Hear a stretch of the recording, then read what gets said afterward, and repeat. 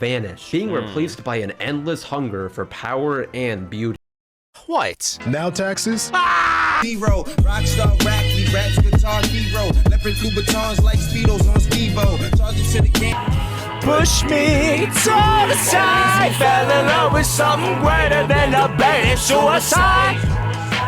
Least we fell in love. Ladies and gentlemen, I'm back with another banger. Huh? Cuddy who? Bro, y'all harm me, bro. I said I'm back with another banger of reaction for y'all boys, man. Hey, man. Say, man. Y'all been requesting this a lot, bro. Attempted to explain all of Kirby lore in a single video. Okay, there's also a part 2 to this. I'm excited. Y'all been requesting this a lot, bro. This all started when I reacted to like a death battle between Majin Buu and Kirby. And bruh, I did not know shit about Kirby. All I know about Kirby is like him and Smash.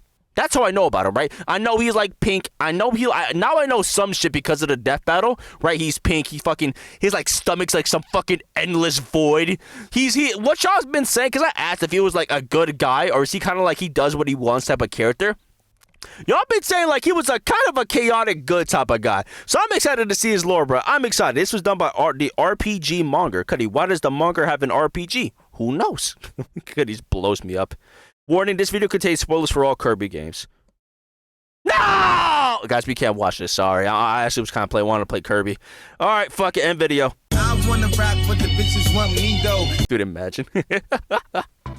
Alright, lock in, y'all. This is a long one. I'm gonna eat my popcorn and shit, bro. Give me some tajin and fucking pepino. Just wave at me, bitch. Go, you fly off, pussy. You beat my fucking Majin Buu, loser. Hoodydude, are you that salty? Yes. I'm in a bad mood though, bruh. But hold on. Hey, Hoodydude story time. Could he skip to here if you want me to just react to the video? Go ahead. But bruh, my fucking headphones, bruh. My earbuds died, bruh. And I had like wired earbuds. And like once that is not working, dog. That made me so sad, bruh. Like y'all, like if y'all know wired earbuds, like I don't know what happened, but like one side, like the right side of them just stopped working, dog. Hoodydude, why you still got wired earbuds in 2025? You broke? Yes! Yes, bruh. What, you ain't got no break? Yes! Cause I ain't got no fucking break. I ain't got no moolah, I ain't got no guap, I ain't got no fucking dinero, I ain't got no nothing, buddy. I ain't got nothing, bitch. I ain't got no fucking, I don't know, tokens. No doubloons, cause no loots. I ain't got nothing, bruh. If I would've died right now, it would be a bunch of gray shit. A gray M16, dog. Fuck you. Alright, back to the video. Hey, welcome back, by the way. Welcome back. You missed a short story time, bro. Long ago, in a time before pink puffs and air rides, there lived... I thought he said Arabs. I'm not gonna hold. I thought he said Arabs. Dude. The ancients. And Kirby and Arabs. Entire civilization completely shrouded in mystery, save for a few key relics they left behind. Does that thing have a mustache? But who cares about any of that, because on an unrelated planet far, far away, there lived an innocent pink puff named Kirby, a being of unlimited power who usually likes to spend his days eating, sleeping, or some variation of the— God damn, bro. Okay, I get. Doesn't Kirby not get full? Cause he's littering, bruh.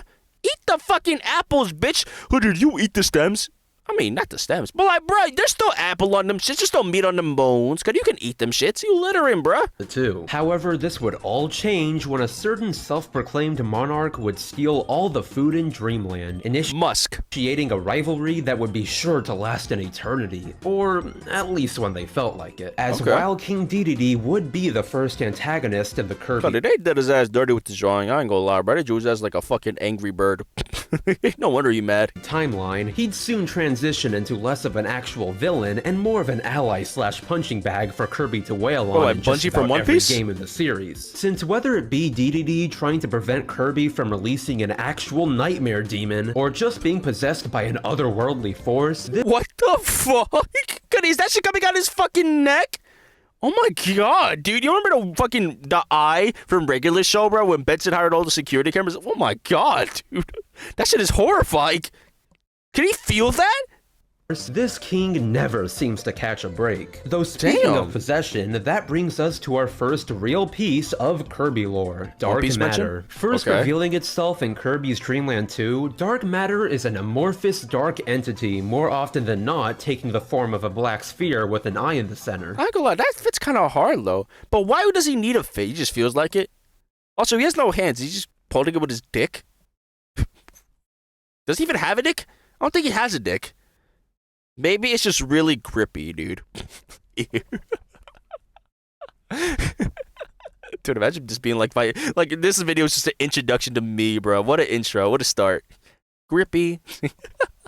At first, especially in its debut, dark matter seemed to be a pretty simple antagonist, what with its only goal being to shroud the world in darkness. If anything, Edgelord. The most sinister thing about dark matter is the fact that it could possess whoever it wanted to do its will. Why didn't it possess Kirby? Including and usually limited to King DDD. Why not Kirby? What the fuck? However, while the first appearance of dark matter was more of a lone force, attacking Dreamland solely because it was lonely and had no friends.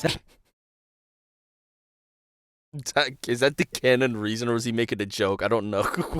So he had no friends, so he decided to rule the world. You know what?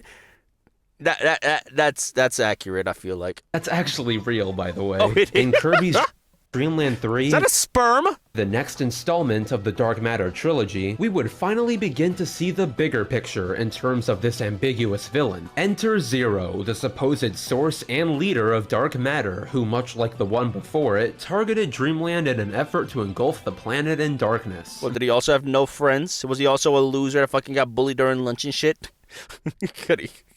He was trash in 2K, bro. They all called him ass. They called him Smush Parker and Kwame and decided to take over the world.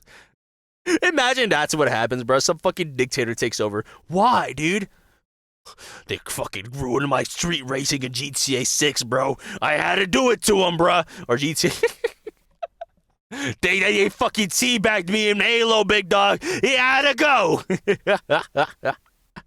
They were spamming in second, bruh. Though unlike the lone dark matter that had attacked before, Zero comes much closer to completing its mission, with the planet becoming fairly engulfed. What's he fucking about to engulf this childish shark, bruh? Before Kirby put a stop Jeff the shark. To it. But how exactly did he put a stop to it? Well, let me explain, because yes, this is important. Essentially, dark matter in general, alongside being made up of, well, dark matter, are beings of concentrated negative energy and emotions, making their only real weakness the opposite of that. Is horniness a negative emotion?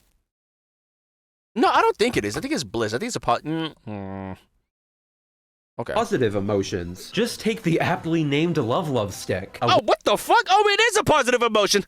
Weapon forged from the gratitude of everyone Kirby helped along the way, which proved to be the downfall of Zero and its cronies. However, that being said, not all dark matter are necessarily evil. Take Gooey, for example, a member you know what? I trust him already. Of dark matter that somehow broke away from Zero's control altogether and formed a will of its own. How did this happen? Well, we'll just have to go into that later, because we've still got a lot to cover. Alright, teach me. After Zero was seemingly brutally annihilated Jesus Christ, dude, his fucking iris popped out, dude. His pupil just went on a fucking walk. On Popstar, a similar force began to attack a faraway planet known as Ripple Star, Ripple Star. engulfing the planet, much like a certain orb we all know and love. Unfortunately for them, though, dark matter struck fast this time, and Ripple Star ended up completely succumbing to its invaders, save for one inhabitant that escaped with the only means to stop them. I ain't gonna lie, bro. What would y'all do in this situation? Like, okay, Queen, hold on. Hold on. Hoodydude, why you pausing? Shut the fuck up, right? It's a reaction video, bitch. Fuck you. Like, bruh, hold on. Like, you see this queen right here? Cuddy, why is she tripping, Cuddy? Hey, send the force, bruh! I ain't gonna lie, if I'm the king, bro, nuke this fucker. Like, I'm nuking you, Cuddy, respectfully. I'm still getting, like, little Superman, get the little space while getting you out there. I'm still doing that shit. But, like, I'm not going out like no bitch, bro. I don't give a fuck. Hey, I'm out that bitch with, like, my Rambo L16s or some shit. I would've went crazy, bro. I'm just camo grinding, cause that's dark matter. Camo grind his ass, bro. Fucking loser.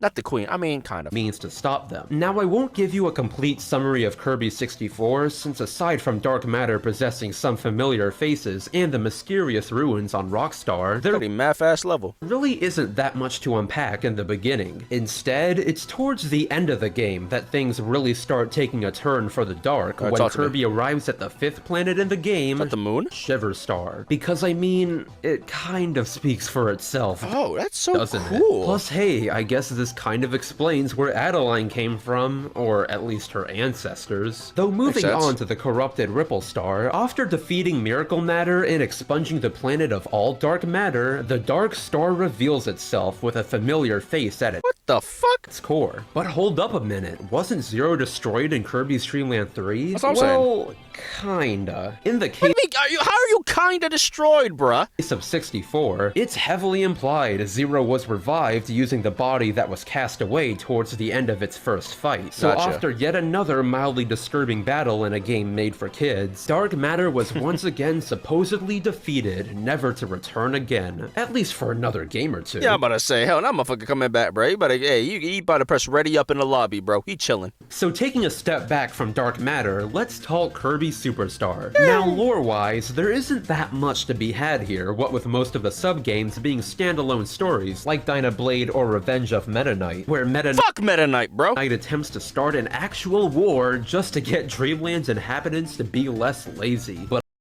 look at this fucking loser, Cuddy. You can't be lazy in peace, bro. Fuck Meta Knight. I still remember that motherfucking Smash Bros. Brawl, Cuddy. Fuck my whole childhood up, bro. Fuck Meta Knight! I'm a Meta Knight hater. I don't know much about him at his lore. Fuck him. He's just a bitch to me. Fuck that OP fuck. But undoubtedly, aside from those, the most important sub-game within Milky Way Wishes. the game is Milky Way Wishes, where Kirby is tricked by the scheming jester Marks and how do you trick my list, Kirby? What the fuck? Hoodydude, Kirby is still a child. Cuddy, when I was a kid, I would have been tricked by this jester Mark and shit, Cuddy. No, you're not catching me, bro. You bouncing on the ball, Cuddy? I'm kicking the ball under your fucking feet, bro. Bitch, go splat. jester Marks into summoning Galactic Nova, a How the fuck? mysterious clockwork star of then unknown origin. You see, once Nova is summoned by someone, it has the power to grant one wish, no matter how small or large. So in turn, after Marks got the sun and moon to fight each other in order to trick Kirby, naturally, literally all it took was him jumping in to say his wish first to turn the seemingly harmless machine into a force of mass destruction, with it taking the might of both the sun and the moon to stop its advance. Though of course, even with all that said, the both of them never stood a chance against the seemingly bottomless pit of power that is Kirby. What the? So Kirby beat a eldritch whore and a fucking unemployed clown. I don't give a fuck. A fucking mascot, a Chuck E. Cheese mascot. But like, what the? Okay. As he quickly defeated them in no time at all. Quickly? But it no struggle? Doesn't end there, because 12 years later, Kirby Superstar would be remade into Kirby Superstar Ultra, bringing with it a massive Fuck this motherfucker. Aura farming as a grown-ass man. Bitch, fuck you. new load of information to add on to the Don't hide from me, bitch. existing story. Simply put, with Superstar Ultra came the beginning of one of Hal's favorite new ways to sneak in lore where you'd least expect it. Pause screen descriptions. And while they wouldn't exactly be very lore heavy this time around, save for one in particular, they'd become far more important in the following games. But pause screens aside, most importantly, with Superstar Ultra came 4 completely new sub-games on top of the original 7. There was Revenge of the King, a direct sequel to the very first What the POV? She texted me she's home alone, bro. Huh?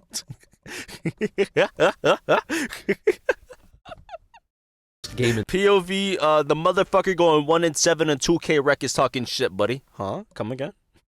The DPS that's 2 and 9 wants to talk shit to the healer, even though he's Spider-Man, and swinging around in Mach 5. Getting one-shotted by Namor and Punisher. I want to talk shit. Healer diff, healer diff, healer diff. Cuddy, you fucking suck! You know what? That might be a trigger for me. My fault, bro. in the series, Helper to Hero, a version of the arena only with helpers, He got an ass cheek on his face. True Arena, an even harder version of the normal arena, and the star of the show, Fuck you. What star of the show, Cuddy? Fuck him. Hey, the only star of the show is Kirby and King Alright, not fucking Meta Knight's bitch ass. Meta Knightmare Ultra, where for the very first time, you get to play as the infamous Knight himself. Boo! No one want that shit. He was actually a really popular character in the lore, so it's kind of wrong. No, I don't care. I'm right and everyone else is wrong. Like a politician.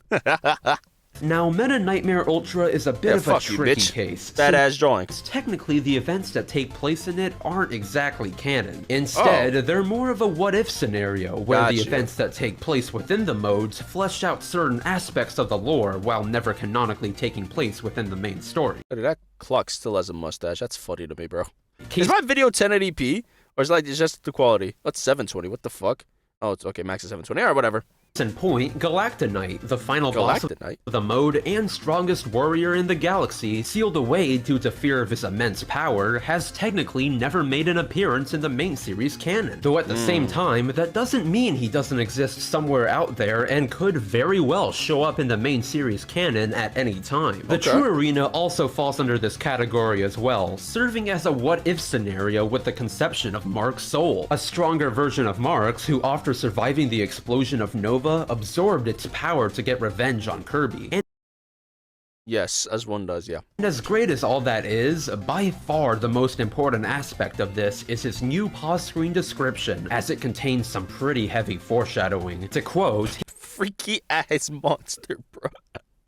How you gonna lick on them titties, got it like this?" He absorbed a Nova's power to bring back its evil soul. A Nova's power to bring back his evil soul. Notice the fact it says A Novas instead of the Novas. While there is a chance it could be a translation error, considering the events of future Kirby games, I'm not so sure. Though we'll get to that later. What the fuck? Did he put it in the wrong hole? Freaky ass. Because next up on the chopping block is Kirby and the Amazing Mirror. An incredibly important game in terms of lore, as it contains the first instance of the mirror dimension. To start from the literal top, high in the skies above Dreamland, there exists a mirror portal into the Mirror World. A complete reflection of Dreamland, including Mirror World counterparts to its inhabitants. One day, after sensing a dark force emanating from the mirror, Meta Knight took action to stop the evil at its source, diving directly into the Mirror World, only to be immediately ambushed by his evil counterpart, Dark Meta Knight. Plus, to add insult to injury, he'd also come out of the mirror to attack Kirby as well. What the fuck? Did he jump out the mirror,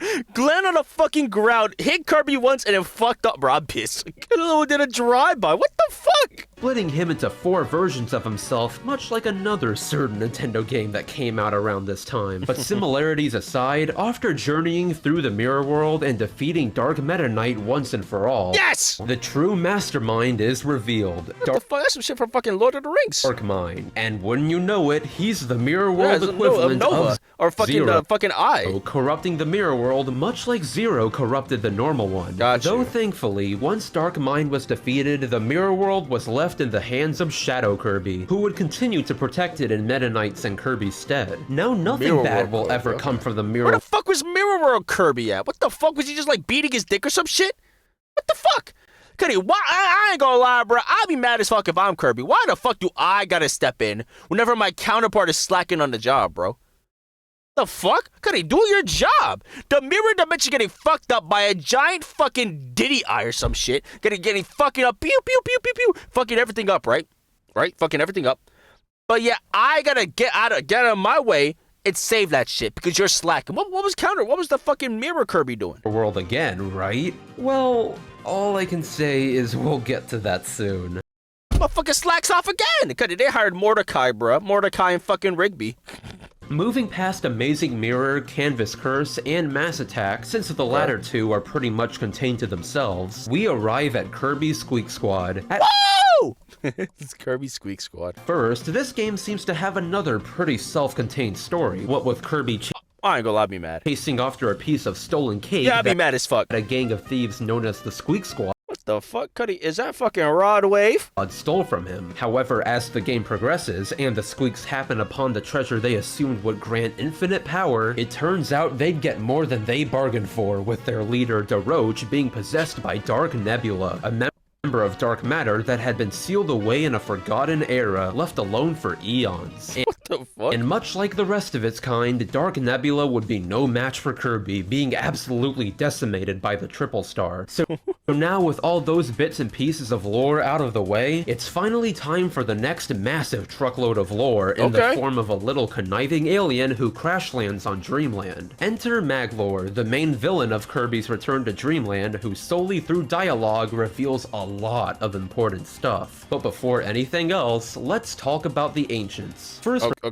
referred to as such by Magolor, the Ancients were a highly advanced civilization who mysteriously vanished at some point in history due to an unknown cause. Originally, they all lived on Halcandra, a planet extremely far away, hidden in another dimension. Now, coincidentally, naturally, Cuddy, this is like overloading my brain, bro. I'm trying to keep up, I promise y'all. Like, I'm not gonna lie, if I took a quiz on this shit afterwards, I would fail that bitch, bro.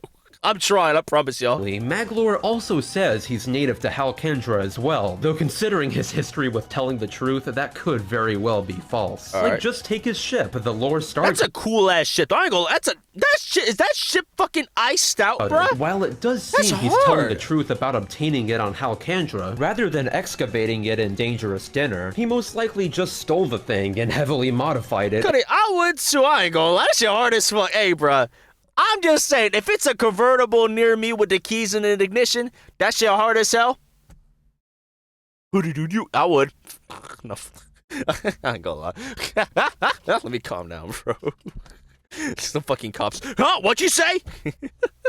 Into a weapon to kill Landia, an endeavor that didn't exactly have the best results. This was also later backed up POV, North Carolina drivers. Star allies when the lore in Lore Starcutter is revealed to mean paradise, confirming the ship was not intended for battle. Though in the same string of dialogue that he reveals that, he also mentions something very worthy to note. Alongside the Lore Starcutter, the ancients were also responsible for a plethora of other amazing relics of untold power, with clockwork stars and items that bring dreams to life being two references he gives. Off the bat, that connects quite a few dots. Plus, on a side note, when you meet certain conditions on the extra mode for Return to Dreamland, Magolor mentions he actually came to Dreamland already knowing about Kirby, with someone he knows very well having fought with Kirby in the past. Based on these implications and some other information found in later games, this mysterious figure is most likely Marks from Superstar. Fuck him! That fucking jester! Essentially confirming that he survived the explosion of Nova. How? So fast forward a bit through the story, and once Magolor tricks Kirby into defeating Landia for the Master Crown it protects, he immediately puts it on the first chance he gets, activating the crown and transforming into a much more sinister form, intending to conquer the entire universe with his new dude, I like King Nitty. Fuck you! Newfound power. However, like those who seeked relics of untold power before him, Magolor wasn't exactly aware of the Master Crown's true nature, and as his battle with Kirby progressed, the crown began to show certain traits that weren't present before when it was under Landia's nullifying effect on it. Maybe it's the sudden appearance. I'm gonna write this shit down, bro. Hold on. Let me get my fucking notes at, bruh. I'm being dead ass. I want to learn this shit, but I'm kind of like, I'm kind of lost a bit, bro. I'm all over the place. I'm like, it's feel like I'm taking calculus all over again, bro. Fuck calculus. Appearance of an eye on the front of the crown, or maybe it's the fact that it's clearly gone from a crown to an irremovable headpiece. But what? Look at that motherfucker gripping his head, bro. Y'all see that shit? Look at that design. I got a theory. That fucking crown is gripping on this motherfucker like he had a bald ass head, bruh. Alright, theories. Hold on. Crown is a parasite. Another parenthesis, grippy. There we go, close. But whatever it is, there's no doubt that the crown itself is sentient, and rather than Magolor utilizing its powers, it's the Master Crown itself utilizing Magolor. Just take the third phase of his fight, where after Magolor fails to defeat Kirby even with the power of the Master Crown, the crown takes things into its own hands. That's a cool design, I'm not gonna hold you. Completely reforming Magolor into a projection of itself, all but confirming the origin of the Master Crown's power with a certain characteristic that sometimes appears within Magolor's mouth. All in all, Magolor definitely learned never to play with the powers of literal dark gods. As he's going to heaven, dude. He stole that shit. He's probably going to hell. That motherfucker going to see Epstein, bro. Ever again. And went on to take up the much more positive venture of building amusement parks. Oh, okay, so he did survive. Okay. All right, Magolor manipulated, Master Crown sentient. All right, this unit is done. There we go. So yeah, that got pretty dark in more ways than one. I mean, I was not that dark. I was kind of cool. I kind of liked that the crown was sentient, and I love the crown's design. I'm not gonna lie, that was really cool. Also, the fucking jester being revealed that he survived.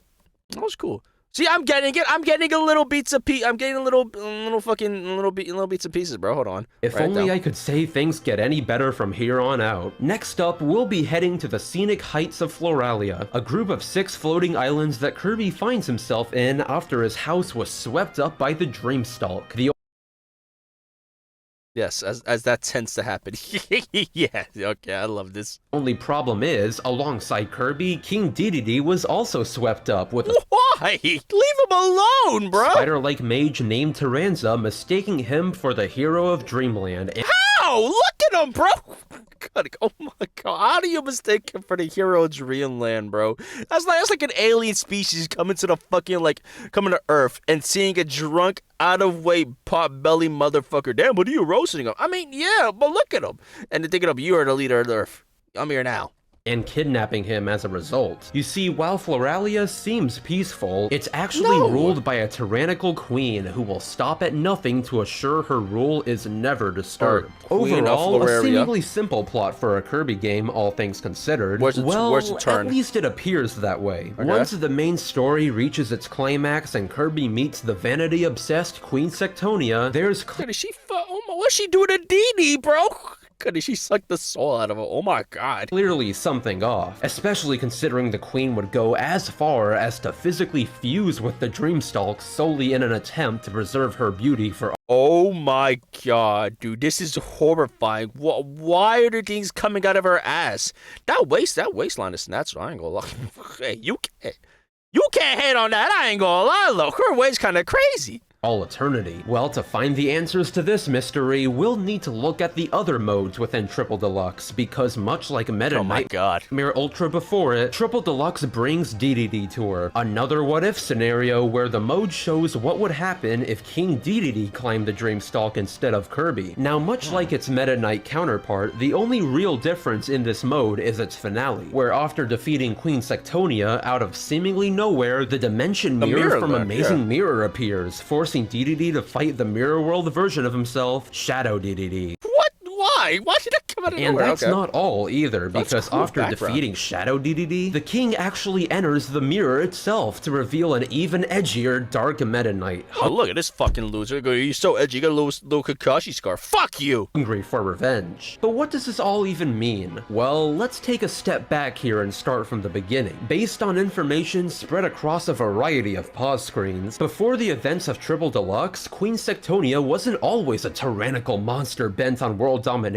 In fact, she didn't even look the same, instead looking much like her then best friend at the time. Yeah, could've got a BBL. Dude, Sectonia went to fucking Dr. Miami, bruh. Termina. You see, at this point, Termina actually had feelings for Sectonia, and as a gift to her, went into the mirror world and stole the Dimension Mirror, not knowing the mirror actually served as a prison for Dark Meta Knight, who ever since being defeated had been festering in there, slowly but surely corrupting the very mirror itself with his hatred. So in turn, damn, Cuddy, how mad was he? Once Sectonia got the mirror from Termina, it slowly began to change her the more she gazed into it. Soon, dissatisfied with her current form, she'd use magic to make herself more beautiful.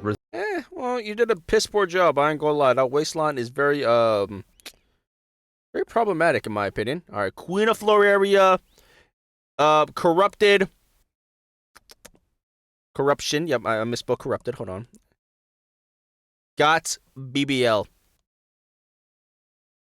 There we go. Resulting in the wasp-like appearance you see her with in the game. And once she gazed into the mirror enough, just about every shred of her former self had vanished, being replaced by an endless hunger for power and beauty. What? Now taxes? Tax app. Oh, fucking taxes, and filing your taxes yourself, 100% free if you didn't file with us last year. Suck my nuts. We're acting to Kirby, Cuddy. I'll do my taxes later. The Kirby lore video was going on, mister. Fast forwarding a bit back to the events of the main story, the Sectonia you see here is but a husk of her former self, with even Termina realizing that the only solution to save both Sectonia and her subjects is to help Kirby permanently put an end to her. What? Oh my god, y'all could have talked to her a bit first? God damn, Kirby don't do no talking no jutsu. I gotta fuck with that. We gotta put her down. Oh, you don't want to talk to that first? I thought you left. No, we gotta put her down. Like, damn, bruh. Yeah, it was a situationship. Hold on, writing it down to the list. Situationship. There we go. While it's definitely a victory without a doubt, what with the Sky People finally being freed from Sectonia's Iron Fist, for Termina it's bittersweet, since although he knew it had to be done, he can't help but mourn the loss of the one he loved. Oh, he did love her. It wasn't a situation. I mean, you could have talked to her at least, bruh. Damn, could you could have asked her out a bit, tell her how you feel. So yeah, wasn't that delightful? I mean, it's kind of funny. Could have killed off the situation shit, bruh. If you thought that was depressing, just wait until you see what's next. Does it get worse? Long after the events of Triple Deluxe, Popstar was once again at peace, its inhabitants living out their lives as they always have, when suddenly, out of nowhere, the sky was blotted out by something immense and spherical in shape. Except instead of that sphere being made up of a matter most dark, this one was an immense spacecraft called the Access Arc. What the fuck? Of the Haltman Works Company, a company infamous across the galaxy Tesla? for mechanizing entire planets and harvesting their natural resources. Okay, hold on. Evil? I mean, not evil. I'll just write Tesla. Tesla shows up to, I don't know, fucking Tesla Kirby or some shit. I don't fucking know. There you go. So in turn, while Kirby was sleeping under a tree, King Dbz and Meta Knight watched on in horror as Planet Popstar was completely overwhelmed within a matter of minutes, any retaliation soon proving to be futile. Though like always, not everything is exactly as it seems, and this time it won't take any extra modes to reveal that. So as Kirby retaliates against the Access Arc, destroying each of its 5 legs embedded into the planet, he meets the executive secretary of the company, Susie. Ah, Elon. And although she doesn't reveal all that much during her conversations with Kirby, she does mention a certain mother computer that will become extremely important in a bit. Because once Kirby destroys all 5 legs and enters the Access Arc, he meets President Haltman, the supposed that's Elon. mastermind behind the invasion of Popstar and all the planets before it. After smugly introducing himself to Kirby, he reveals Stardream, an extremely powerful supercomputer built using the blueprints and knowledge left behind by an advanced civilization. Really? Okay, President Haltman has an evil PC. You know, the PC has like a jerkmate virus, so it turned evil. That's my headcanon. Quote, in parentheses, jerkmate virus, question mark. See. Alright, here we go. I'll show the notes at the end of the video, bro. Any bells? Well, after being beaten by Kirby, things take a turn for the worse, because once the enraged Haltman decides to activate Stardream, Susie jumps in and takes his control helmet off in the process, leaving him vulnerable to be analyzed and assimilated into the now sentient computer. The salary wasn't high enough. Alright, Susie fought back due to shitty salary. There we go. The benefits weren't benefiting, bitch. Ew, dude. Wait a second, why would she even do that? Why? Well, once again, let's rewind everything a bit. By yet again piecing together the information spread across countless pause screens throughout the game, long before the events of the main story, the Haltman Works Company was simply a robotics company, led by Max Prophet Haltman alongside his then young daughter, Susanna, nicknamed the daughter? Susie. At some point in their travels across space, as we already know, they came across the blueprints for a powerful wish-granting supercomputer, and immediately began work on rebuilding it. However, during this process, meanwhile Haltman was testing That PC looks like a dick. Dream space-time transport program, there was a terrible accident warping the young Susie into another dimension. Thankfully, what the fuck? Susie would survive the ordeal, and when and where did she encounter the original monster from another? She encountered monsters? Where did monster eventually return to her father as an adult. However, to her dismay, Haltman would not be the same man she remembered him as. You see, when the accident occurred, Haltman believed his daughter had been killed in the process, and stricken with grief, began to become obsessed with completing Stardream in order to bring her back. Unfortunately though, due to Stardream and its mental interface not being complete, Haltman began to lose both his compassion and memory of his daughter, changing the goal of his company from her revival to infinite prosperity. Kinda got corrupted by Twitter, bro. Okay. President Haltman, Twitter nerd. He got corrupted by Discord, dude, by Reddit. Twitter/Reddit nerd. I'll add both. Fuck it. It'd also be at this point that Haltman would begin mechanizing planets and harvesting their resources, as in the business plan drafted by Stardream, it was the most effective way to maintain eternal prosperity for the company. However, by who pays them though? I'm curious, who like their fucking stocks guy? Who invested in them? The ancients? this point, Haltman still wasn't Hold complete. up, adding annotations. Who invests in Haltman's company? That's what I'm curious about. Like, do other planets do? That's kind of cool. But it's like, who's his boss? Completely gone, and once he laid eyes on Susie for the first time in years, he sensed a faint familiarity with her, in turn making her his executive assistant. Going back to the climax of the main story now, after seeing what her father had become, in order to teach him a lesson, Susie had been making preparations to steal Stardream and sell it off to any startup with company that wanted it. Unfortunately, unbeknownst to anyone, after analyzing the universe through the Haltman Works company and being exposed to the deranged Haltman's desire to mechanize everything, Stardream had developed an extreme hatred for all forms of life. Wait, Stardream was sentient? I didn't. What the fuck? Evil. Okay, So, the Jerkmate virus is taking over, bro. As a result, once Susie interrupted the startup process of Stardream, the computer took to absorbing all that was left of Haltman's memories down to its very soul, fusing the two into an all-powerful being bent on mass destruction. They fused? Oh my, I feel bad for Haltman. So bad. I mean, at the same time, fuck him. Actually, not really. He didn't do nothing. I'm not say that. But like, so he just fucking lost himself for Chicken Week. I feel bad. Oh my god, I feel bad for Haltman, dude. So now he gets fused by the evil Jerkmate PC? What the fuck, dude? Okay. Of course, now, realizing the grave mistake she just made, Susie completely changes her tune and sends Kirby on his way to take down the godlike supercomputer given the soul of a broken man. And just wait, because it doesn't end there. As Kirby fights Stardream in the actual halberd of all things, to make itself stronger, Stardream attaches itself to the access Dude, that looks like a dildo, bro. That looks like a butt plug, bro. I'm sorry. Alright, Stardream, butt plug. Add it to the list. I'm gonna keep this, and I want to like show this to like a Kirby fanboy or some shit, bro, like fangirl. Just like, hold on, I forgot the question mark. There we go. I'm gonna show you all the notes after. Don't worry. Transforming the entire ship into a sentient planet. Ironically enough, this also ends up completing Stardream, as underneath the steel plating of the access arc, it's revealed that the entire ship was actually a repurposed Clockwork Star. He's back? What the fuck? Alright, Clockwork, William Afton. That motherfucker keeps coming back. Okay. And he's a bit purple! Look! Okay, hold on. William Afton, question mark. Hold on. There we go.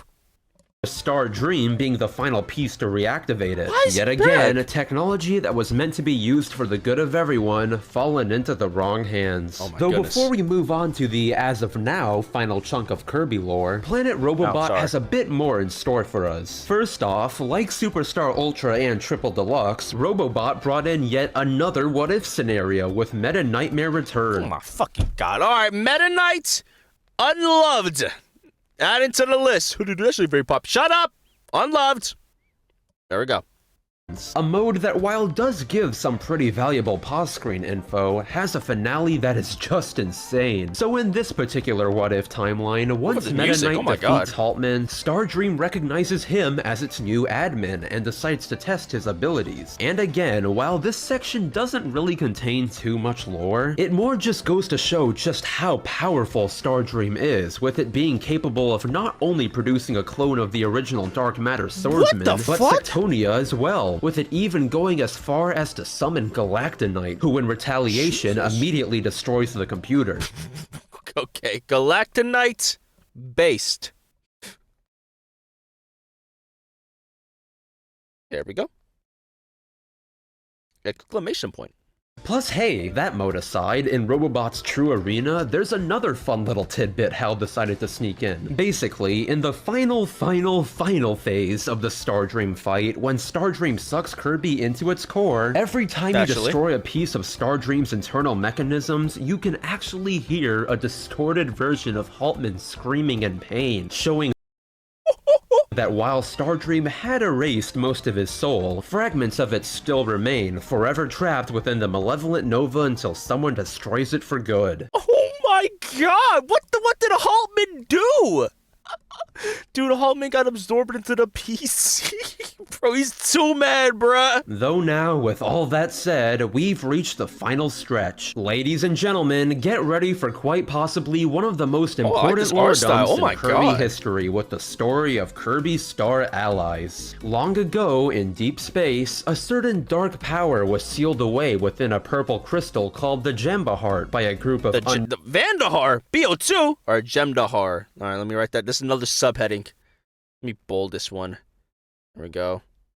Gemdahar. I don't know how you spell Gemdahar. I think I got it. Known heroes. They'd accomplished this by embedding several heart spears within the crystal to seal the evil away. However, many eons later, long after those said heroes had vanished, a new group arose who, instead of wanting to seal the darkness, revered it and yearned for its return. Oh, so dick riders. One such member of this group came very close to their goal as well, succeeding in removing the heart spears trapping the darkness. The only problem was, since he didn't fully understand how to break the seal himself, the ritual went wrong, causing the Gemba Heart to explode, sending its fragments all over the galaxy, Popstar included. So in turn, with the entire galaxy once again being at stake, Kirby set out to take action, and this time he wasn't alone. You see, in terms of Kirby games, Star Allies has honestly become the Infinity War of the series, with friends and foes from past games that's so cool! All coming together to help Kirby save the cosmos. And it's not like they're just shoved in to be in the game, as there's even explanations to some of the more unlikely allies coming to Kirby's aid. For Marx, as was shown Why is Marx's bitch ass here, bruh? Fuck Marx. Hold on, there we go. The True Arena cutscene in Superstar Ultra, he did actually manage to survive his head-on collision with Nova, only instead of taking revenge like he did in that timeline, he changed himself for the better. I don't think that was for the better. Alright, fuck Marx, in parentheses, took LSD. That's my headcanon. He took LSD and that fucked up his brain or some shit. He took whippets. For Dark Meta Knight, probably the sketchiest dream friend. That's what I'm saying. Fuck, that motherfucker got a Zuko scar, bro. Them all. He's mainly just interested in the dark powers of the Gemba Heart. Makes sense. Probably due to its similarity with his lost master. For Daroche, well, he just wants to steal the Gemba Hearts for himself, as he thinks they're ordinary jewels. For Taranza, sadly, he still hasn't been able to let go of Sectonia and dude, let it go. And believes that it's so mean. If he goes to the altar of the divine terminus, he'll be able to bring her back to life. Taranza, just like me. Exclamation point. And finally, for Susie, following in her late father's footsteps, she's begun to rebuild his company, determined to continue his work of mechanizing entire planets. So, why? You know what? Susie needs to be put down. I don't know. Susie, not based. Okay, let me get rid of that shit now. Okay, with the surface level stuff out of the way, let's get back to the main story. As Kirby liberated countless individuals who'd been plagued by the Gemba Heart's fragments, he'd come across a massive spaceship that recently landed on Popstar, the Jam Bastion, housing 3 mage sisters intent on collecting the Gemba Heart's fragments. And while Kirby would end up thwarting their plans by defeating all 3 of them, it wouldn't slow down their master one bit, as once Kirby got to the Jambandra base, home to the 3 mage sisters and their master, it'd soon become pretty obvious what kind of being was sealed away within the Gemba Heart. Though, what, the fucking Cthulhu? By far, aside from the absolutely massive amount of lore hidden in pause screens throughout the game, much like Haltman before him, Hyness, the mastermind behind the release of the Gemba Hearts, reveals an incredible amount of information solely through his quick conversation with Kirby. So for the sake of you all, he's tweaking out, bro. POV, you take away someone's nicotine, bro. I swear I'm not addicted, bro.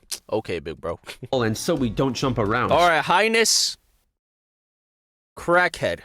There you go. No question mark there. Too much, let's start from the very beginning. As we already know, long ago there existed the Ancients, a widespread civilization responsible for a lot of the things you see in Kirby games. However, what we didn't know until now is that the Ancients were actually split into 2 factions. Really? Those who relied on science and machines, and those who relied on magic. Okay. Science and machines. Was there one, or magic? Was there one that was kind of in the middle? Like a fucking, like, you know. The latter. It's politics. All right. The Ancients, political.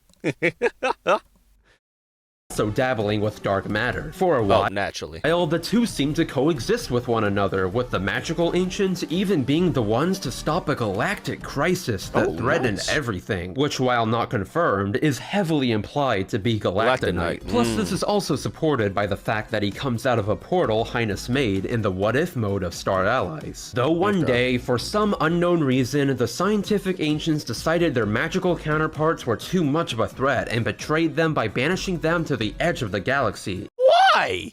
Alright, the science fuckers, science side, were losers. There we go. In fear of their dominion over dark matter. Okay, science sides were losers and are Tobirama from Naruto. And then machines are like the Uchiha clan. It's not like the magical ancients were even remotely evil either. Just take Hyness. Long before his clan was betrayed and banished, he was actually a very kind individual. For instance, when he used to travel freely across worlds, he happened upon 3 girls. One nearly freezing to death in a blizzard, one burning alive in an inferno, and one being on the verge of death right after she attempted to take her own life by getting struck by lightning. Oh my, what happened? Cuddy, she played fucking Marvel rival solo queue, bro.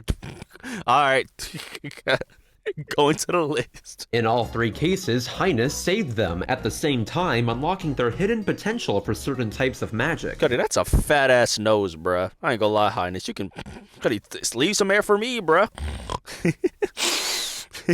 Don't let this motherfucker sneeze at me, bro. I will go Mach 5, bro. Though after being betrayed by the scientific ancients, his once kindly heart began to become consumed by hatred and obsession. It'd be at this point that the now insane Hyness would form a religion based around dark matter, believing that if he obtained and freed the being trapped within the Jamba heart, that it'd deliver him and his followers to a promised land of sorts, at the same time restoring his now shattered clan. So when Kirby— Oh wait, dude, it is Uchiha clan. What the fuck? I was right. finally makes it to the divine terminus, where Hyness had been performing his ritual for who knows how long, he'd completely lost himself to the darkness within his heart, becoming the exact opposite of what he once was. What the dude, you gotta put him down, bro.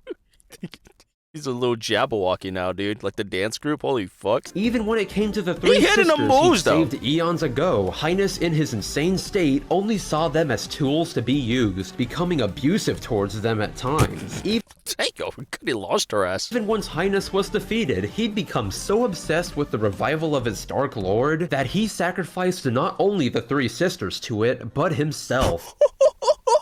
Fueling the complete revival of Void Termina. Now what was the point? First, Void Termina— What the fuck? Okay, Void Termina. There we go.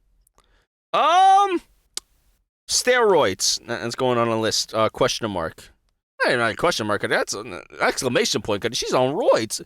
Termina appears to be a massive hulking titan with incredibly destructive powers. You know, what you'd expect from a destroyer of worlds. But as the fight progresses, clearly there's something more to the humanoid than meets the eye. But he got a chain too. Just take its 3rd phase, where alongside sprouting wings that look pretty familiar— No fucking way! It summons a replica of the Master Crown, all but confirming Void Termina to be the force controlling the original all along. But most importantly, there's Void Termina's 4th phase. Oh, the fucking eye! It straight up pulls an Earthbound and copies Kirby's face. What does this mean? Jesus. Well, we'll get there in a second. It's like the eye god, right? Like the leader of all the eyes, I'm assuming. Alongside Kirby's face, as he progressed through the fight, Void Termina confirms what the entire game had been alluding to. The fact that not only is it dark matter, but it's the source of it. Know it! Okay, Void Termina, source of eyes. Now I know I'm kind of Is there a blind one? A blind eye? That'd be I feel like that'd be so cool. Like, imagine like a blind eye that was banished and is somehow good. Or maybe it's an evil wants to get revenge towards all the dark matters and shit. Coaching on theory territory. Oh my god, it's horrifying. Could he's Ditto. Alright, Ditto. Question mark. Yes.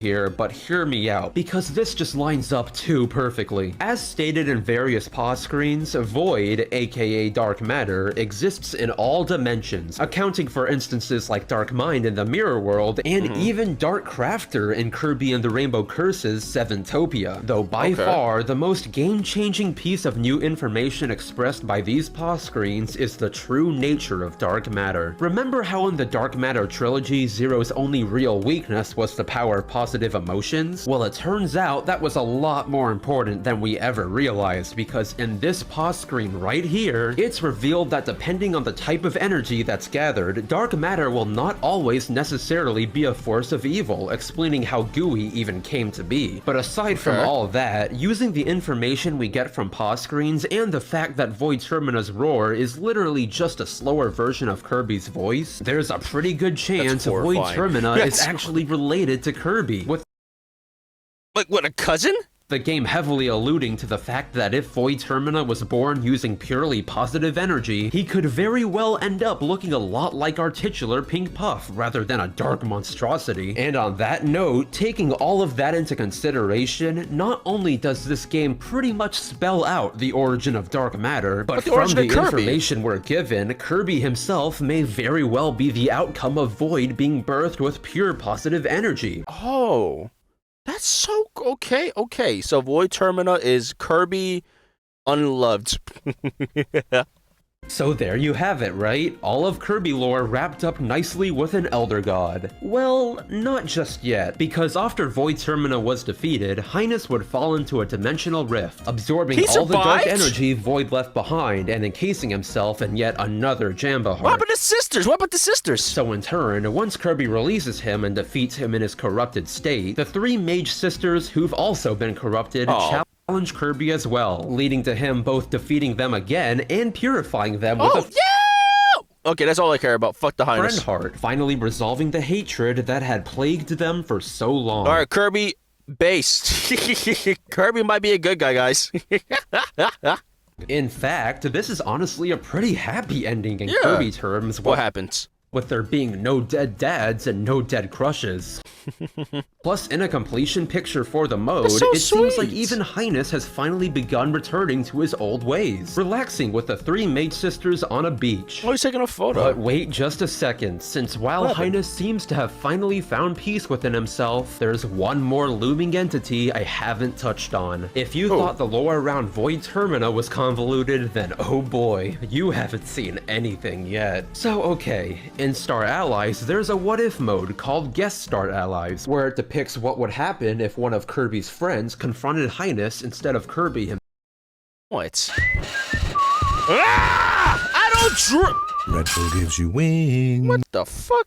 Oh, I don't drink Red Bull. I don't drink energy drinks. Fuck off. And like always, it's only the finale itself that really has any noticeable changes, since instead of fighting Void Termina, Hyness instead decides to open up an interdimensional portal, once again releasing Galacta Knight onto the world. Except things don't go how they usually do this time. Instead, a familiar butterfly lands on the tip of his sword, completely absorbing Galacta Knight's immense power and creating Morpho Knight, a mysterious warrior whose design actually originated from the cancelled Kirby GameCube. That design is so cool! Mysterious warrior whose design... No, okay, Morpho Knight is the coolest character. I don't give a fuck. His design is so cool. Morpho Knight, cool. It actually originated... That mask is... No, that headgear is actually so... Or Morpho Knight. I said Morto. My dumbass. Morpho Knight, cool.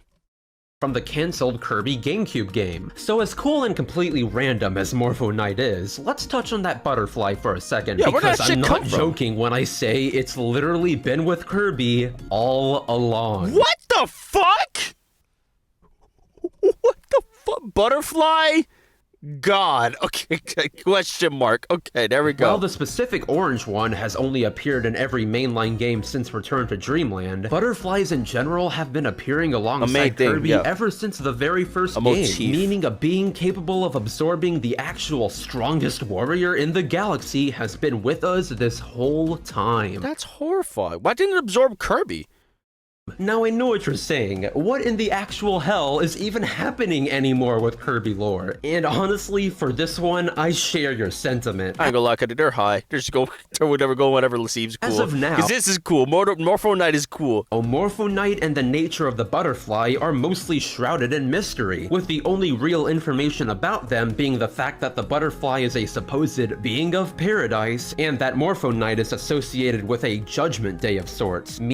So, no, the butterfly actually might be God! Meaning Morpho Knight is somehow related to the Kirby afterlife? Absolutely insane. What the fuck? And I know. So, well, that's about it. So wait, is Kirby Jesus? Or at least it is for now. To be honest, there's no telling what hell has in store for us next. Okay, I got you. We're watching the second one. I'm not making this into a part 2. I'm not like other YouTubers. I could make this into a part 2, but I'm not a loser. So, fuck you. Let's go lock in. Alright, lock in, y'all. Lock in. Alright, but before that, there's actually one key thing I wasn't aware of when I made my first Kirby lore video, the occasional unreliability of English localization. More specifically in the most recent games, where the localization from Japanese to English sadly led to some key changes in the text of pause screen lore, usually due to the struggle of fitting said translations into the limited space molester time clock, dude. And pause screens. They'd be mostly fine in Triple Deluxe and Planet Robobot, where the most notable change in my opinion was the removal of a line in Galacta Knight's lore, said removal clarifying that throughout various eras, he's been continuously sealed away again and again, each time avoiding destruction. Though sadly, it's Star Allies that bore the brunt of these, where certain changes would go on to both completely change certain descriptions or alter them for the worse. I gotta change my notes! And I'm not going to cover all of them, but to touch on the ones relating to the most important parts of Kirby lore, let me first correct the part about Susie. As opposed to what the English description says, she actually isn't continuing Haltman's work of mechanizing planets. Instead, she's using their advanced technology to aid others and stop any evildoers. Oh, she's based! Okay, never mind. Susie? Where's Susie at? On my notes. Cool character. I forgot where Susie is. Yep, and, based. There we go. Always thought it was a bit weird that the game said she resumed mechanization after everything that happened. Then with Void and a certain knight everyone loves, a fair amount got lost in translation. For instance, a line that got removed entirely for Void implies that it's made up of 4 core forces in the Kirby universe combined into all chaos and possibilities: Dream, Dark, Soul, and Heart. While you could take that at face value and say those are meant to be literal elements, I feel they're meant to be more abstract forces. I thought just missing one. Regardless, it definitely alludes to these forces being behind quite a few things we've seen in Kirby thus far, so I'll be referring to them as chaos from here on out. Trust me, this will be relevant later. Next, with Morpho Knight, its lore would sadly suffer the most from localization, with quite a few important details being left behind. Namely, that Morpho Knight appeared due to Galacta Knight's screams of the many years spent living, which to me sounds like Morpho Knight showed up out of pity for the Knight. Fuck you, he's cool. After all, it's been established that for untold eons after being sealed away, the Knight's very existence has been diminished to endless imprisonment with sporadic battles happening in between. I do feel bad for him. What, like, just let my man's out, bro. What did he do? He's like fucking murdered 50 like children and shit, dude. Just no, keep his ass in there, bro. Whenever someone happens to summon him, he clearly resents this too, as shown when without hesitation, Galacta Knight destroyed Stardream mere moments after it summoned him. So with seemingly no real escape from his eternal fate, it only makes sense that the most powerful warrior in the galaxy wishes to be freed from this horrible cycle. Alright, so Galacta Knight, the Gogeta. There we go. Gogeta.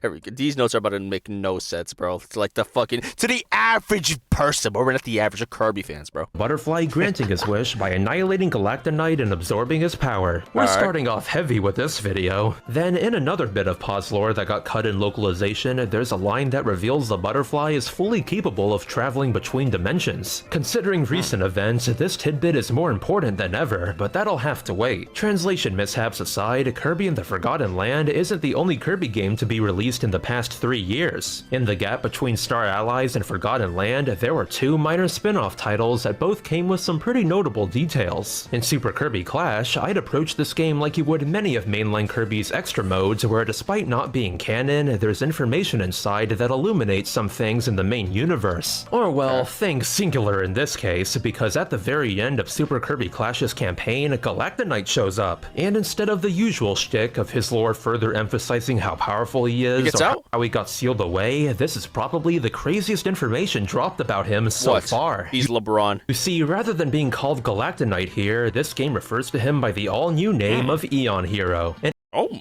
that's a hard-ass name! Eon Hero. Insignificant if strange change at first glance, that when paired with the fact that this new Galacta Knight fight has him attacking you with heart spears, all but confirms that Galacta Knight was one of the 4 heroes that originally sealed the Void Termina's Jamba Heart away. It definitely adds credence to him resenting being sealed away, as this confirms he went from saving the galaxy to being imprisoned out of fear. That's so fucking fucked up! Arrow Hero, goated, best character, code. Here we go. Like, bro, what the fuck? So he essentially saved the world in a fucking backstab because he's scared how powerful these are. Y'all fucking bitches. So then in Kirby Fighters 2, why are you not scared of Kirby? This game for the most part doesn't have much importance. Dubious canonicity aside, the one thing worth mentioning here is we actually get to see Shadow Kirby again. Apparently taking part in this game's battles as part of some weird prank on Kirby, it's good confirmation that the mirror world is still safe. After that, I mean, I ain't gonna lie, motherfucker. Why are you doing here doing pranks, Cuddy? Is the mirror world safe? Do your job, bitch. I guess the masks DDD and Meta Knight used to power up could have importance down the line, but there's nothing that points to that right now. So with all that taken care of, let's get into the real meat of the video. When it comes to the lore of Kirby and the Forgotten Land, a lot has changed from how the previous entries handled lore. And I'm not just talking about how lore is now contained in gacha figures either. Like how Star Allies heavily implied that Kirby and Void are 2 sides of the same coin, one being born of positive energy and the other of negative energy, Forgotten Land comes in with even more implications like that. There's some hard facts here and there, don't misunderstand me, it's just a sheer— Forgotten Land, Chicago. The amount of implications here outweigh them by a lot. For example, the fact that this game takes place in an alternate dimension to that of Kirby's universe. It's never explicitly said, but seeing how at multiple points it's shown that time there runs significantly faster than that of Kirby's dimension, it's the most reasonable explanation considering everything else we learn. As even with Kirby getting sucked in around the same time as everyone else, he clearly arrived much later than them all due to him struggling against the portals for a few extra Popstar seconds. Or the fact that despite Elfilin coming back to Kirby near immediately after disappearing at the end, later he says that Claraline had to nurse him back to health after he separated the 2 worlds. Meaning from the perspective of anyone left on Popstar, Kirby was probably gone for barely any time at all. In turn, while I'll do my best to make everything as concise as possible, this means I will have to delve a bit more into theory territory than normal, as there's really no way to avoid it. Luckily, many of said theories do have— motherfucker. Shut up, loser. Substantial evidence like that whole alternate dimension business. Though before that, let's start with the things we know for sure. What the fuck is that? What the? Okay, whatever. Sure. If you noticed any differences from what you saw in the game— oh look, Meta Knight attacking Kirby, what's new? Fuck Meta Knight! But that's because I'm we fought with Galacta Knight and Morpho Knight, bitch! Fuck Meta Knight! Referring to direct translations of the Japanese text, not what we got in the localized game, since sadly, like those mentioned before, bits and pieces were lost in translation. Long before portals opened up above Popstar and sucked its inhabitants into the Forgotten Land, there was a civilization much like our own. At the time, its inhabitants were struggling with the ever-looming crisis of overpopulation. Oh, nice. Eat them. Eat each other. Eat the weak. Their world becoming too small for their civilization. Then, out of nowhere, came the ultimate life form, Fecto Elfilis. What the? Okay, Afonso Ellis. Oh no, I autocorrected the recto. Hold on. Fecto Elvis. There you go. Elfilis. There you go. An all-powerful alien creature that's made its sole purpose to violently conquer world after world. However, again— why do you want to conquer fucking Chicago, dude? The odds, the people of that world managed to put a stop to Elfilis' invasion by— how? They just ran his ass over. Capturing the alien. With the crisis averted, they then begin to study its powers in Lab Discovera, turning its fantastical abilities into technology beyond their wildest dreams. Most importantly, replicating the method they used to get there in the first place by recreating its ability to warp anywhere. whether it be from one location to the other or even to another dimension entirely. Although while experimenting with said warp technology, Fecto Elphalus would be split into two creatures, one holding the small amount of compassion buried within them and the other holding their invasive malicious tendencies. Jesus Christ. Once split, the newly created Elphalin would escape Lab Discovera altogether, never to be found by the civilization again. Nice. And as Good job, guys. Elphalus wasn't in a bad situation before, now that they're fractured, What the fuck is this lion? This Rule 34 ass lion? Put on some pants, you fucking freak. eternal Is it missing a leg? Dumbass. capsule that served as its prison had become its life support, because in this larval state, they physically can't survive outside the capsule without copious amounts of energy. I ain't gonna lie, if they got the evil version, why don't they just kill the evil version then?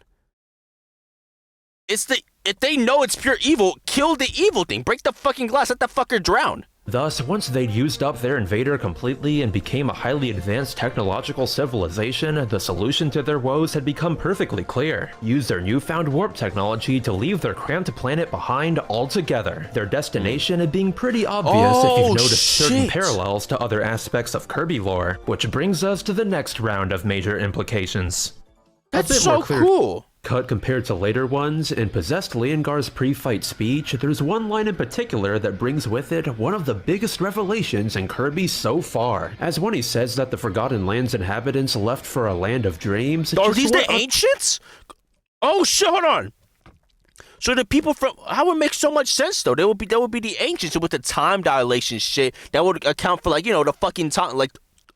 Hold on. Their location does that sound like? That's right, the very place Kirby calls home, Dreamland. They're the ancients! Now, to be fair, this could also mean Kirby's universe at large and not specifically Dreamland, but there's definitely evidence that these people were here at some point. They're the ancients! Because after abandoning both their planet and dimension, this civilization would go on to become the enigmatic ancients we've come to know all too well from many years worth of lore. Yeah, more specifically, I'm paying attention. The scientific ancients, as the magical ones the pussy ones, not the fucking probably cool ones. Already in this universe when they arrived. Need more proof? Just look at all the technology associated with the scientific ancients. Many probably made with the magical What happened to the magical ancients? During their period of friendship. There's the lore Starcutter for one, which specializes in what if Kirby's the magical ancients or some shit? He had his memory wipe or some shit. Interdimensional travel. Ships like it most likely served to take the scientific ancients to Kirby's dimension in the first place. And who can forget the clockwork stars? Alongside it being shown that many of the wishes they grant involve the use of opening portals to other worlds or dimensions, don't their cores look like a certain someone? It may just be me, but the shape of Fecto Forgo's head in that capsule looks a bit too similar to the cores of clockwork stars to be a coincidence. This means that with this major reveal of the scientific ancients' origins, we now know Halcandra wasn't their homeworld. It was one of possibly many places they called home after leaving their original dimension. Alongside Halcandra, even Shiverstar could have been their home for some time. The abandoned civilization on that planet does bear many striking similarities to what we've seen in Forgotten Land. However, as the world could just be the Kirby Dimensions version of the ancients' old home, there's an equal chance its inhabitants were entirely separate. It'd be pretty funny if they recreated their original planet only to screw it up all over again. But I'll fuck the scientific ancients, bro. There to refrain from sprinkling in too many crazy headcanons. Back in the Forgotten Lands dimension, Fecto Forgo remained confined for eons. So long, in fact, that the fauna left behind on the world would eventually evolve to a point of intelligence. Nice. Using this to their advantage, Fecto Forgo would slowly but surely spread its will over the planet from within their psychic dream dimension. While gradually gaining influence over all life on the planet, they'd managed to directly take control of a prominent animal named Leon when he discovered Fecto Forgo. Then, using Leon's famous status among the peaceful— Why is this cat drew sexily? Why does she have cake? —animals of the world to rally them under the plots of Forgo, Leon would become Leongar and the Beast Pack was formed. Through Leongar, this is when the Beast Pack would begin searching the planet all over for Elphalin, along with gathering food and the recently transported residents of Popstar to provide the energy Fecto Forgo needed to exist outside the capsule, which finally is where the events of Kirby and the Forgotten Land actually start. Since while Fecto Forgo still had the power to open up portals between dimensions, the fractured state significantly destabilized the power, leading to portals seemingly opening up at random like they did in the beginning of the game. In the mere mere moments that Kirby struggled against the pull of the portals, Elfilin and the Waddle Dees would establish their village far away from the Beast Pack's usual operations. Meta Knight would take to defending them, all the while resisting Forgo's influence, and DDD would— Fuck Meta Knight. You thought I forgot, bitch? No, it's still fuck Meta Knight. Give me more Morpho Knight, bro. And give me Galacta Knight or Aeon Hero.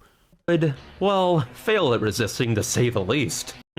Seriously, this has to be the most extensive backstory to the events of a Kirby game yet. Don't worry, there's still more to cover. Jumping ahead to after— The fucking butterfly sucked up the narrator. We're on our own, fellas. The exam is tomorrow. Fecto Elfilis's initial defeat at the hands of Kirby and Elfilin, merely destroying the ultimate lifeform's corporeal body, wasn't enough to fully defeat it. Now I got ran over by a semi-truck. Hold on, let me write that down. Got ran over by Optimus Prime. There we go. Wait, hold on. Optimus Prime. Existing solely as an incorporeal entity sustained by their own incredible psychic powers, Forgo retreated to their dream dimension. There, they'd begin to once again plan their return, despite being in an even weaker state than before. The only real advantage to be had being the fact that they could use Leon's body as their own. So getting rid of Leon's soul and smashing it to pieces for good measure— They smashed the Rule 34 Lion soul? Okay. R34 Lion got soul fucked. There we go. Forgo began to create an army of stronger doppelgangers from the residual psychic energy left over from Forgo influencing the entire planet, which sets the stage for the real important thing coming up. Where all the backstory surrounding the Ancients and Elfilis was pretty significant, equally so is the second appearance of Morpho Knight. Unlike its introduction in the what-if mode of Star Allies, this marks its first appearance in the canon timeline. Now this is incredibly monumental for several reasons. It's cool! Not only is this the first time ever that a fight originating in Kirby's what-if scenarios made the transition over to— This man fucking Galacta Knight still in champ. I mean, technically not, because he's absorbed in a butter. Was he not still in prison, though? Is he not?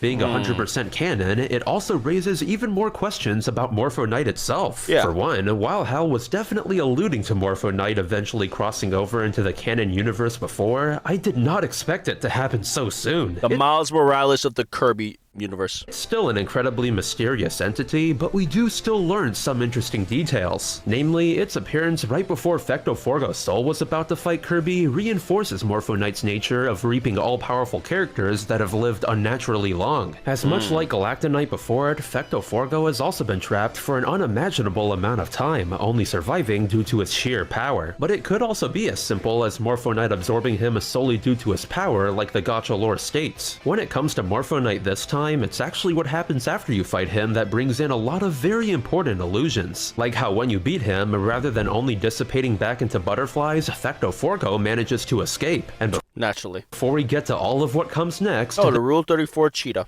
This confirms a pretty massive detail. You see, when Morpho Knight was first defeated in Star Allies, there was no such animation for Galacta Knight escaping, which leads me to believe that all this time, Morpho Knight still holds Galacta Knight within them. I knew it! In a weird roundabout way, this means Galacta Knight's entered the canon universe too. Now this is stepping a bit into theory territory here, but all the signs point to this. After all, with it being shown that Morpho Knight still has many of Galacta Knight's attacks, this makes it incredibly likely that the supposed strongest warrior in the galaxy could be inches away from making his first canon appearance. We'll just have to see what awaits us with what's sure to be plenty of future Morpho Knight fights. On a side note, I do wonder if, like Morpho Knight, there's only one Galacta Knight that can be summoned from across dimensions. Because if that isn't the case, there could now be two Galacta Knights in Kirby, the one absorbed by Morpho Knight and the as of yet unseen one in the canon universe. But that's a headache for another day. Going back to Fecto Elfilis's last shot at revenge, we're met with this game's soul boss equivalent, Chaos Elfilis.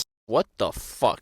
Having pulled the reverse Morpho Knight and taken some energy from it for a change, the simple fact that it's now called Chaos Elfilis hints at Morpho Knight's very origin. Again, stepping a bit back into crackpot theories here, remember all that stuff about Chaos from earlier? Alongside its components consisting of things that are all pretty important in Kirby, it's said to be the very origin of Void itself. Well, considering that Chaos Elfilis only received the Chaos part of its name after taking some of Morpho Knight's power, that leads me to believe that Morpho Knight is either linked or straight up comes from this mysterious all-encompassing force. Like many soul bosses, Chaos Elphalus makes use of various attacks we've seen past soul fights utilize. For a long time, I always thought it was just some fan service on Hal's part, nothing more. However, seeing that it only received set attacks after taking on the power of Chaos, that leads me to believe that every soul fight until now has had some sort of connection to Chaos. After all, one of the things stated— What if I had a connection to the other ones, like love as well? To make up Chaos in the first— Hoodydude, shut up! Fuck you! Place is soul. As it stands, we don't have enough puzzle pieces here to fully predict what this entails, but I'm certain that this is building up to something unbelievably immense. I'm excited. So after putting Elphalus's eons of struggling to an end, Kirby's power of miracles allowed the entity— Why does he has a scuba? You know what? Whatever. One last chance at rebirth. In my head canon, this is like a whippet canister. Fuck it. Thus, with Elphalus willingly rejoining with Elphalin to become whole for good, that just about wraps up all the new lore there is. All right. As minor as it is, during the final battle, Elphalus does share one attack with another— Just did a domain expansion. Their boss before the whole chaos thing happens. Just fucking Void. like Void Termina's third phase, he also dives toward you, dragging a weapon across the ground. Not to mention, in Elphalus's theme, there's a portion that features a very similar organ progression to that of Void Termina's third phase too. You could easily chalk the two up to coincidence, but I felt it was at least worth mentioning here at the end. It is interesting how, in spite of how much of the Forgotten Land is shown, we never get a glimpse of what the scientific ancients might have looked like. Taking context clues and the cardboard cutout in Wandaria into consideration, I think it's safe to say they were humans, or something resembling them at least. They look like squids. Borderlands got some splaining to do. So there you have it, another video of me incessantly rambling about Kirby lore. Just about finished that strawberry shortcake from last time, so how about a Kirby burger? Thank you, man.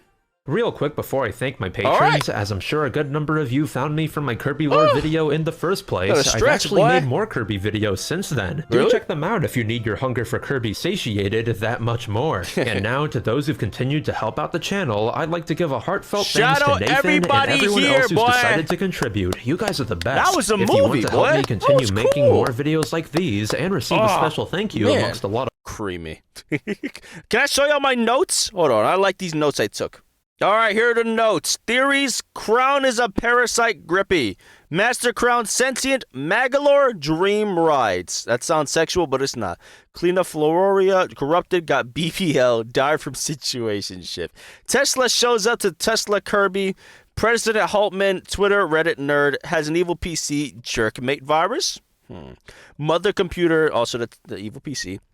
Susie, based, good, fought back to the shitty salary who invest in Haltman Company. Or who invests in the Haltman Company? The Ancients? No. Star Dream, butt plug. Clockwork, William Afton, Meta Knight Unloved, Galacta Knight based, Gemdahar, I think I spelled it right, I don't know. Colt showed up and fucked it up. Star Allies Infinity War, fuck Marks, took LSD. Taranzia, just like me. Three Mage Sisters and Master. Hyness Crackhead. The Ancients, political. Science and Machine. Science Side of Losers and our Toby Rama, right from Naruto. That got rid of the fucking magic side. Why does it say machine? Whatever. Void Termina, steroids. Source of Eyes, ditto. Kirby Unloved. So yeah, Void Termina is Kirby Unloved, question mark. Kirby based. Morpho Knight, cool. Butterfly God. Galacta Knight. Let me add a comma real quick. Here we go. Galacta Knight Gogeta. I misspelled science. Did I add the science? No, fuck you, Grammarly. There you go. Yeah. Galacta Knight Gogeta. Aeon Hero Goda, best character. Hode. Forgotten Chicago. Forgotten Lands is actually Chicago. Fecto Elpheus. Got ran over by Optimus Prime. And Rule 34 Line got soul fucked. I like these notes. You know, I like these notes, boy. God, that was really cool, bro. Oh my god. Dude, my fucking everything's sore now, bro. Okay, but yeah, let's go wrap up today's video, bro. Shout out the RPG Monger, bro. Now we know why that Monger has an RPG, because it's a bunch of bangers, boy. Bangers. Lord, bro. Hope y'all cleaned up y'all's popcorn, fucking nasty fat fingers. Sticky fingers. But yeah, bro, let's go wrap up today's video, bro. If you liked the video, like the video, you don't like the video, I don't give a fuck what you want me to do about it, Cuddy. Fuck you. But bro, let's go wrap up today's video, buddy. Love y'all. I gotta go fucking, God, walk. Yeah, bro, love y'all. Peace. Bye.